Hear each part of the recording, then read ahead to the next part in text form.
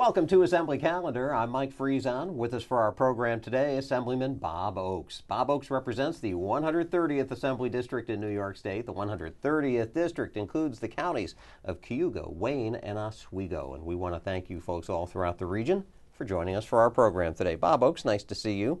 Thank you, Mike. Been a little busy here at the state capitol since your last appearance on Assembly Calendar. Few things have been making headlines here in Albany. It has, and while you were here, I got a chance to spend some time at town meetings with constituents and get some of their feedback and whatever. So good to see different parts of the 130th Assembly District and constituents from throughout the area. And I bet those people wanted to talk to you a little bit about some of those headlines and the things that have been making news here at the state capitol. Chief among them, of course, the passage of a state budget. We're going to be talking about that on our program today. Bob Oaks, the ranking member on the Assembly Ways and Means Committee, so he's kind of right there and knows more about this budget than I'll ever even begin to understand. So we'll talk to him about that a little bit and the impact of this budget and what it's going to mean for you people that are watching this program.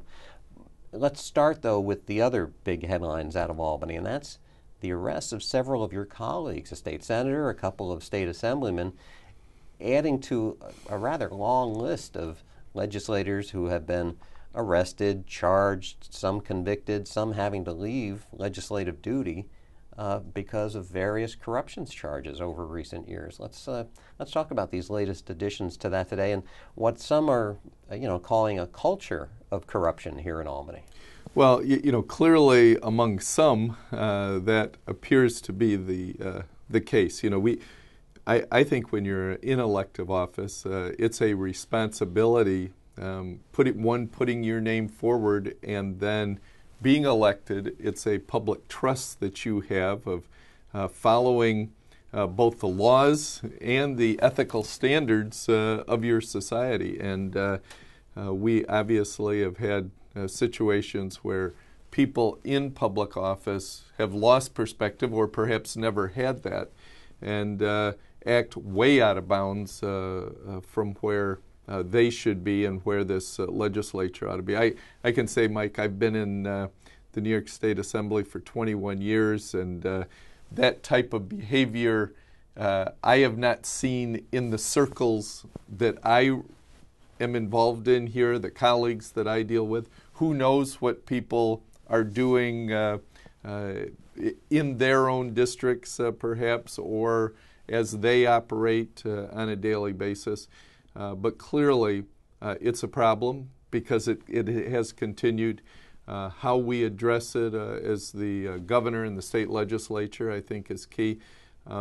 Clearly, unfortunately, I guess, whether it's in banking or the law field or the healthcare field, we see doctors that wrongly bill Medicaid, for instance. We see people who try to get coverage when they aren't eligible for it, or fake accidents, the insurance industry. Mm-hmm. It is a problem within our society. But again, if we have a legislature that's setting the laws, hopefully we set a standard in the state, and this has been very disappointing. And that's, I think, one of the things that comes around in this conversation is that there have been several legislators who have found themselves in that situation I described earlier, arrested, charged, some convicted, and some of them end up staying as a legislator or getting reelected by the people that represent. And it's an odd thing, but I suppose part of the discussion, too, is that most of these legislators do happen to come from New York City, and I guess that's a different animal than if this legislator that was caught in this type of activity came from upstate New York. There seems to be just a different attitude or a different approach on the part of the upstate culture versus downstate culture on how to deal with these sorts of things. I don't think the constituents that I represent would send me back if that were the situation. I do think, it's interesting. I talked to you about having town hall meetings and mm-hmm. talking to people, and whether we were talking about the gun laws of the state, whether we were talking about some of the tax laws and the business climate in the state.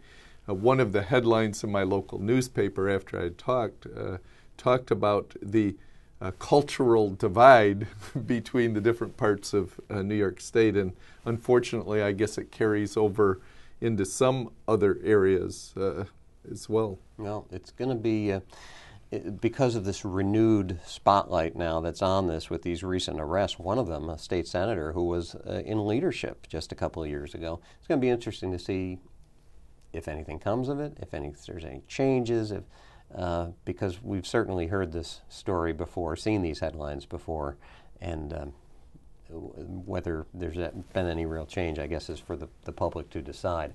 On to our other story here for this particular episode is the passage of the state budget. As I mentioned, Assemblyman Bob Oaks is the ranking Assembly Ways and Means member. He helps lead the debate on the floor of the Assembly, and when this these budget bills came up before the House for a vote and consideration just a week or so ago, he led that debate, looking into this legislation and putting it out there for all to see. We're going to show you right now some remarks that he made at the beginning of that process, in which he kind of framed parts of this budget and some of the good things, some of the bad things. So let's take a look at that, and then we will come back and have our discussion on the impact of this budget on you folks that are watching this program. I think this budget sends a lot of mixed signals, and many of those are conflicting, whether they're to our citizens, whether they're to our municipalities, or whether they're to our businesses. We continue our commitment, for instance, in this budget, to ultimately take over the increased costs of Medicaid. We increase CHIPS money for our local governments. We expand resources for municipal infrastructure, but we give basically no new mandate relief for our struggling local governments. We raise the minimum wage, give a credit to certain families, extend the middle-class tax cut for a few years, but we give little or no help to families with no children making above the minimum wage who still have to pay their 18A surcharge. We lower the corporate franchise tax for qualified manufacturers in out years.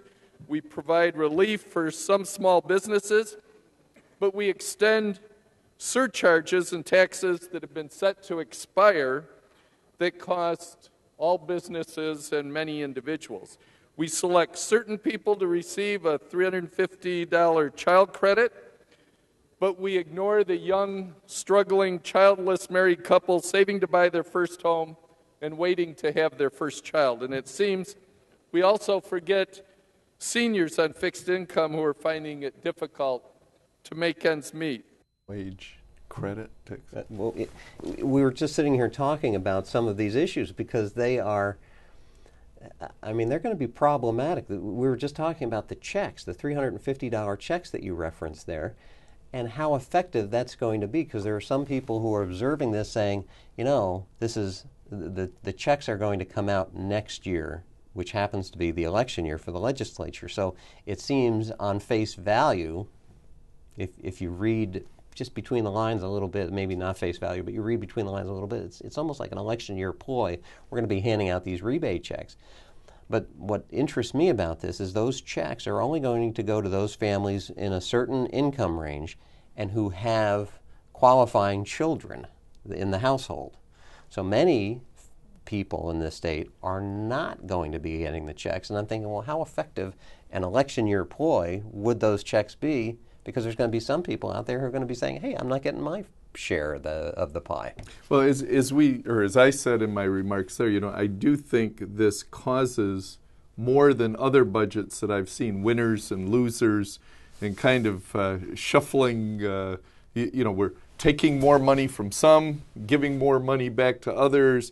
You get a benefit, but you don't get that, and whatever.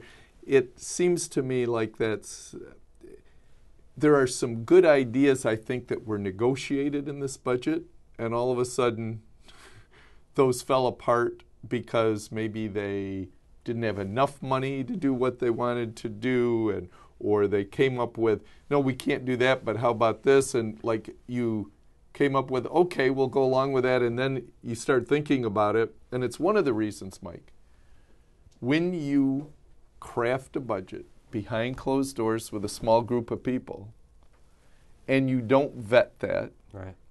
you come up with problems. And, you know, what started out years ago, we had a star rebate check. Everyone who paid property taxes on their home and got a star benefit ended up getting a rebate check, which was also for the purpose of helping to offset your property taxes. That's where this started. It was saying we want to help offset the property taxes because we all know they're too high. And so this starts out as that, but there isn't enough money to give it to everybody. So who benefits? Who is middle class? In this assessment, it's $40,000 to $300,000. I had people at my town meeting say, who in Wayne County or Oswego County or Cayuga County is making $300,000 and is middle class? And so it starts to get people looking at it and going, how did you come up with this? And another part in this, the minimum wage has been increased, and it's going to be phased in over 3 years. Some people were pushing to have that minimum wage pushed up to $9 right away. Well, the president just mentioned that in his State of the Union address. Kind of got that in there for everybody. But people had proposed that here. It's going to go up to $8 in 2014, $8.75 in 2015, and to $9 in 2016. A number of us have suggested there are excuse me, students who are entering the workforce or teenagers entering the workforce that really may not be worth the job. If they're doing their first job, they're getting their feet wet and whatever in the world of work, that maybe they're not really worth that. So how do we deal with that? Maybe there ought to be a training wage where people make a lower wage, and if the minimum wage is going to go up, let's keep that at 7.25. Allow people to work up to 90 days in that and kind of learn their way in and then get a higher wage. We talked to a number of people who hire kids who were saying, if it goes to $9, I'm not going to hire them. Talked to somebody who has a doggy wagon in one of my local towns. I hired 2 kids. I'm already not making money. Right. I'm not going to do it and lose money. You know, I'm just not going to do it. But convoluted in this, the arguments made, let's have a training wage and whatever, well, then people argue, no, we're not going to do a training wage. But I got an idea. How about if we do a tax credit to the business so you still pay the person the higher amount, but the business won't be affected? So my doggy wagon person who's going to serve hamburgers and hot dogs in the local town is going to pay the student next summer $8, but she's going to get a 75-cent tax credit to effectively make it 7.25. So she wins. But now we've created all this paperwork, and now all of a sudden people start looking at it and say, well, wait a second. What about Walmart?